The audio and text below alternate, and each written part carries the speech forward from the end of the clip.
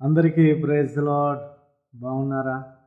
ప్రేమైన దేవుని బిడ్డలారా, ఈ యొక్క సమయంలో దేవుని వాక్యాన్ని మనము చదువుకుందాం.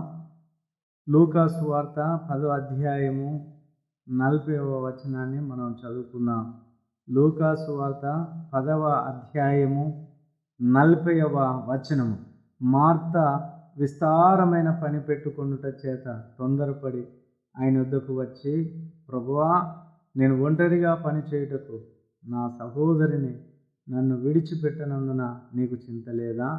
నాకు సహాయము చేయమని ఆమెతో చెప్పుమనెను. ప్రేమైన దేవుని బిడ్డలారా, ఇక్కడ మనం గమనించినట్లయితే మార్త మనకు కనబడుతూ ఉన్నది. ఆమె విస్తారమైన పని పెట్టుకున్నట్లుగా మనం చూస్తూ ఉన్నాం. యేసు ప్రభుల వారు ఈ బెతేనీలో ఉన్న ఈ సహోదరుల కుటుంబానికి యేసయ్య వచ్చాడు. వచ్చినప్పుడు వీళ్ళు అక్క చెల్లెళ్ళు, ఇంకో లాజర్ అనే వ్యక్తి కూడా వారికి తమ్ముడుగా ఉన్నాడు. యేసయ్య ఆ ఇంటికి వచ్చినప్పుడు మరి అక్కగారేమో పనిలో మునిగి తేలుతూ ఉన్నది, తమ్ముడేమో ఇంటిలో నుండి పరారైపోయాడు. ఇక ఉన్నది ఒకటే, మరియమ్మ గారేమో యేసయ్య పాదాల దగ్గర కూర్చొని మరి ఎంతగానో వినయముతో దేవుని వాక్యాన్ని వింటూ దేవుని మాటలను గైకొంటా ఉన్నది. ఇంతలో మరి మార్త గారు మరి వచ్చారు. ఆమె అనేకమైన పనులను చేస్తూ ఉన్నది. ఆమె వంట చేస్తున్నది. మరి వంట చేయడం అనేది మరి ఎంత కష్టమో మనందరికీ తెలుసు. యేసు ప్రభుల వారికే కాదు, ఆయనతో వచ్చిన శిష్యులకు కూడా వంట చేయాలి. 12 మంది, దాదాపు 13 మంది, వారితో కూడా ఇంకా కూడొచ్చిన వారికి. చూడండి, ఆమె ఒక్కతే పని చేసుకుంటా ఉన్నది. ప్రియులారా, మరి ఆమె వచ్చి అంటున్నది, అయ్యా, మరి నేను ఒక్కదాన్నే వంట పని చేస్తూ ఉన్నాను. నీ పాదాల దగ్గరికి వచ్చి కూర్చొని వింటున్నది. మరి లాజర్ అయితే ఇంటి నుండి వెళ్ళిపోయిన, వాడు ఎప్పుడు వస్తాడో తెలియదు. మరి నేను ఒక్కదాన్ని పని చేయడం చింత లేదా? మరి ఆ మరియను పంపవచ్చు కదా అంటున్నాను. అప్పుడు యేసుక్రీస్తు ప్రభువు వారు అంటున్నారు, మార్తా మార్తా, నీవు అనేకమైన పనులను పెట్టుకొని ఈ లోక సంబంధంగా నువ్వు విచారం కలిగి ఉంటున్నావు. కానీ మరి అయితే ఉత్తమమైన దానిని ఏర్పరచుకుని అది ఆమె యొద్ద నుండి తీసివేయబడదని దేవుని యొక్క లేఖనం సెలవిస్తుంది. ప్రియులారా, మరి ఈరోజు మనం దేవుని మాటల కంటే పనికి ప్రాధాన్యత ఇస్తూ ఉన్నాం. దేవుని కంటే, దేవుని మందిరము కంటే పనికి ప్రాధాన్యత ఇస్తూ ఉన్నాం. మనం వ్యక్తిగత ప్రార్థన జీవితము కంటే పనికి ప్రాధాన్యత ఇస్తూ ఉన్నాం.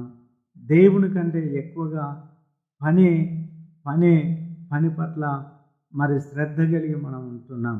ప్రియులారా, ఈ లోకములో మరి నిజంగా పని చేయకపోతే మనం బ్రతకలేం. కానీ ఆ పనే మరి దేవుని కంటే ఎక్కువైనదిగా మారకూడదు. ఎందుకంటే యేసు ప్రభువు వారు కూడా చెప్పారు, పౌలు గారు అంటారు, మీరు పని చేయకుండా భోజనం కూడా చేయొద్దని అంటాడు. కనుక పని ప్రాముఖ్యమైనదే. కానీ ఇంకో ప్రాముఖ్యత ఉన్నది ఏంటిదంటే, యేసు ప్రభు యొక్క మాటలు వినడం, ఆయన ఆజ్ఞలను గైకొనడం, ప్రార్థన, వ్యక్తిగత డివోషన్, వ్యక్తిగత మరి ఆత్మీయ జీవితం అనేది చాలా ప్రాముఖ్యమైనది. ప్రేమైన ధ్యానులారా, కనుక దేవుని మందిరము కంటే డబ్బు ఎక్కువైనది కాదు.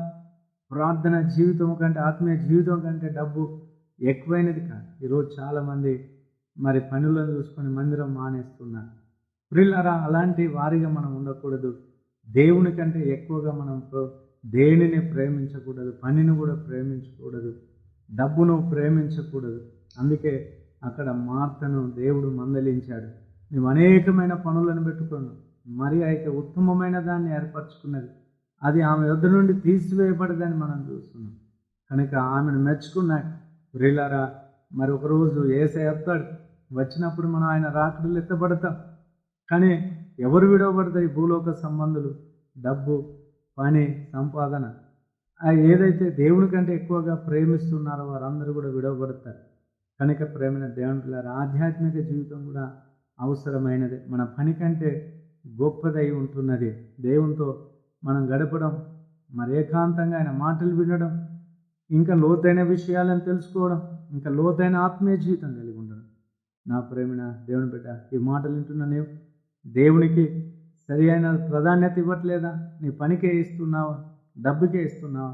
ఉంటే ఇప్పుడు దేవుడు నీతో ఈ వాక్యం ద్వారా మాట్లాడుతున్నాడు. అందరము కూడా తలలు వంచినట్లయితే ప్రార్థన చేసుకుందాం. మహోన్నతుడైన దేవ, కృప కలిగిన తండ్రి, మీ ఘనమైన ఉన్నతమైన నామమును బట్టి వందనాలు.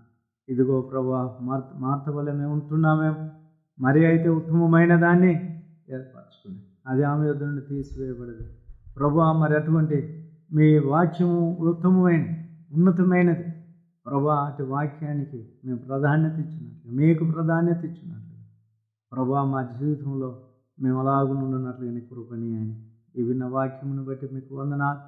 వింటున్న బిడ్డలందరినీ దీవించండి. ఈ దినాశీర్వాదం కాపుదల దయచేసి వారి యొక్క ప్రయాణంలో పనుల్లో మీరు తోడండి. వారి చేతి పనిని దీవించండి, వారి బిజినెస్ను, వారి ఉద్యోగాన్ని దీవించండి, వారి ఆరోగ్యాన్ని దీవించండి, వారి పిల్లలను దీవించండి, వారి ఆస్తిపాస్తులను దీవించండి, వారి సమస్యలన్నీ దూరపరచండి.